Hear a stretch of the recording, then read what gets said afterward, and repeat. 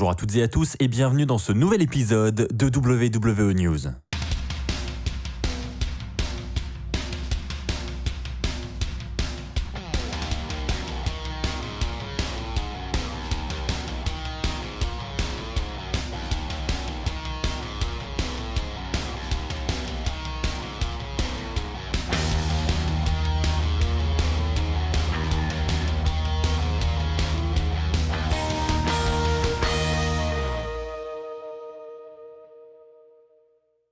Bonjour à toutes et à tous les amis, c'est Axel de la chaîne YouTube WWEFan France, j'espère que vous allez tous très bien. De mon côté, ça va super bien, je suis toujours en préparation de la vidéo des 100 000 abonnés. Je vous prépare toujours également le grand concours pour gagner des tas de lots de stickers, j'ai des dizaines de boîtes à vous faire gagner.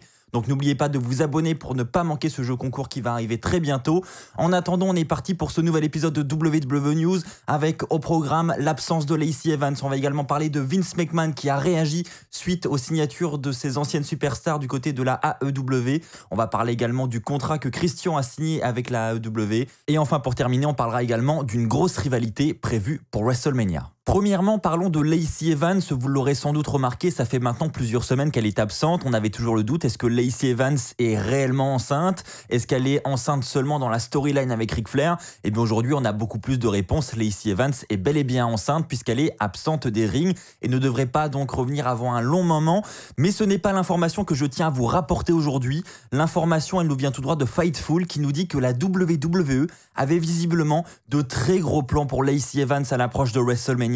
Donc vous vous en rappelez sans doute, Lacey Evans devait de base affronter Asuka à Elimination Chamber pour les titres féminins de Raw. Il est dit que la WWE n'était tout simplement pas au courant que Lacey Evans était enceinte. Et donc si Lacey Evans n'avait pas dû s'absenter pour cette cause, Lacey Evans aurait dû remporter le match face à Asuka à Elimination Chamber. Ce qui aurait permis à Lacey Evans de remporter son premier championnat féminin. Et en plus de ça, elle aurait eu un gros match dans la carte de WrestleMania puisque son programme avec Charlotte Flair aurait continué et aurait été pour le championnat féminin d'Euro. Donc on aurait eu Charlotte Flair contre Lacey Evans pour le titre féminin d'Euro. Donc très clairement, c'est vraiment dommage pour Lacey Evans parce que vous savez que déjà de mon côté, je la soutiens énormément. Mais en plus de ça, je la trouve très talentueuse et c'est vrai que ça aurait été vraiment un petit souffle d'air frais du côté d'Euro d'avoir Lacey Evans en tant que championne, je trouve. Maintenant, je suis persuadé que ce n'est que partie remise pour Lacey Evans. Les amis, parlons maintenant de la signature de contrat de Christian avec la AEW. Vous le savez, Christian ne fera donc pas son retour à la WWE puisqu'il a fait son retour du côté de la AEW la semaine dernière lors du dernier pay-per-view de cette fédération. Et donc on en apprend un petit peu plus cette semaine dans le podcast de Renee Young. Et dans celui-ci, Christian était l'invité et donc il a expliqué tous les détails de cette signature de contrat. Donc premièrement, il nous dit que tout a commencé lorsqu'il a eu son match face à Randy Orton l'année dernière. Vous vous rappelez sans doute de ce match à Raw dans un match sans sanction.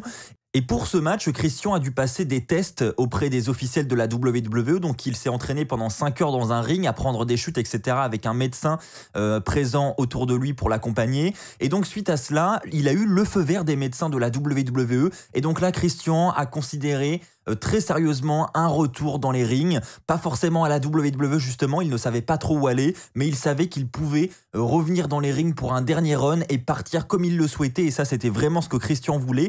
Donc il a commencé à envisager un retour. Il a eu premièrement ce retour au Rumble 2021 où il a pris beaucoup de plaisir, mais ensuite s'est posé la question de la AEW ou de la WWE pour un retour à temps plein. Et donc là, Jon Moxley l'a contacté, il lui a dit de bien réfléchir avant de signer son contrat. C'est là que ensuite ont commencé des négociations avec la AEW. Christian s'est sérieusement intéressé et a sérieusement discuté avec les officiels de la AEW. Et ensuite, une semaine après, un contrat a été officiellement signé entre Christian et la AEW. Et donc Christian a officiellement fait ses débuts ce dimanche. Maintenant, de quel contrat il s'agit? Eh bien, Christian a révélé des détails sur ce contrat. Il s'agit d'un contrat de plusieurs années. Il devrait participer à des rivalités majeures de la AEW. Il nous indique que ce n'est pas un petit rôle de part-timer comme ça de temps en temps. Il va vraiment prendre part aux rivalités sur le long terme dans la fédération. Donc ça, ça c'est une plutôt bonne nouvelle pour tous les fans de Christian. Vous allez le voir vraiment chaque semaine du côté de la AEW et ça vraiment c'est une bonne nouvelle. Et Christian a également indiqué qu'il avait un rôle créatif dans les coulisses de la AEW, voilà, pour produire certains matchs. Il aura le droit de donner son œil d'expert suite à cette longue carrière qu'il a dans le domaine. Donc voilà, Christian a révélé tous ces détails dans cette interview avec Renee Young lors de son podcast. Donc maintenant, ça va être intéressant de voir comment la AEW va booker le retour de Christian. Il sera déjà présent lors de Dynamite ce mercredi.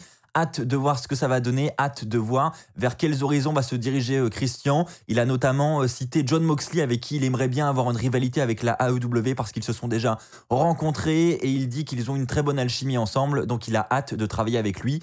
Maintenant, est-ce que la rivalité aura lieu? Eh bien ça, l'avenir nous le dira.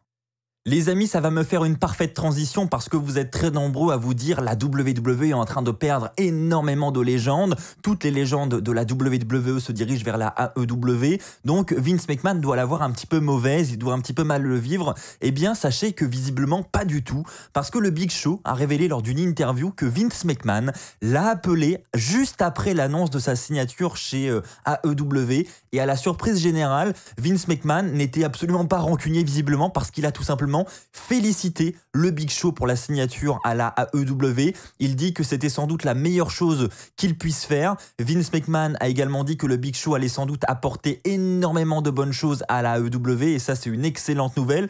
Donc vraiment, Vince McMahon a donné un avis plus que positif au Big Show sur sa signature de contrat avec la AEW.